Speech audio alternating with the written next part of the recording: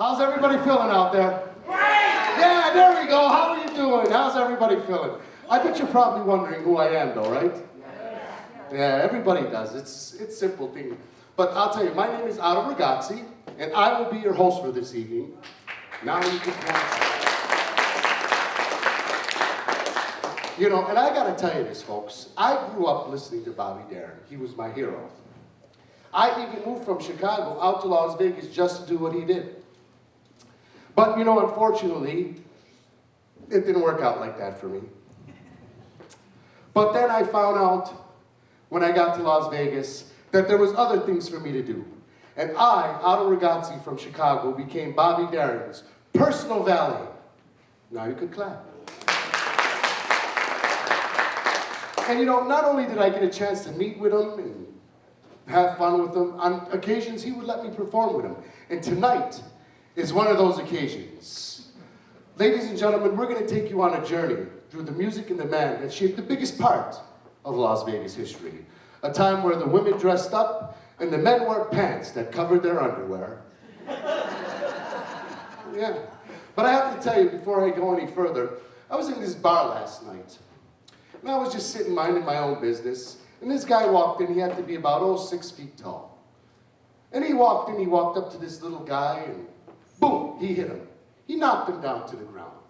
He looked at him and he said, "Now that's a karate chop from Japan." Well, the little guy, he didn't say nothing.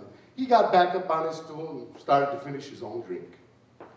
About 10 or 15 minutes later, this guy walked back up to him and boom, he hit this little guy again. Down to the ground this little guy went. He looked at him and he said, "Now that's a karate chop from Japan." Well, the little guy got up and he left. He figured he had enough of this. I'm going to say about a half an hour later, this little guy walked back into the bar and he walked up to this big guy and boom, he hit him. But he knocked him out cold. Looked up at the bartender and said, "When he gets up, you tell him that's a crowbar from Sears." Oh, thank you, thank you, thank you. How many people in the audience are married? By applause. A fast crowd, love them. I love a crowd like this, drunks. Very nice. So you're married. Now, raise your hand if you're happy. Oh, put your hand down, you know you're not happy. You're married to him? Oh, no, we're good friends. Oh, I was gonna say. But yeah, you know you're not happy. But you know, I have to tell you one thing, folks. Me and my wife, we were happy for 25 years. And then we met. And don't get me wrong, she's a good woman. Like last night, I fell asleep with a cigarette in my mouth. And she lit it. Come on, folks, you gotta pick it up a little bit. We're gonna be moving along soon. You know, yeah, she's a good woman, you know. And I'll tell you guys, it's hard to lose a wife. In my case, it's impossible. You know? Maybe, how about when I went to visit my doctor? Should we change the wife jokes? All right, let me write that down. Hold on 1 second. Change the, how do you spell that? The T-A? Wife jokes. Okay, you know, but I went to visit my doctor the other day.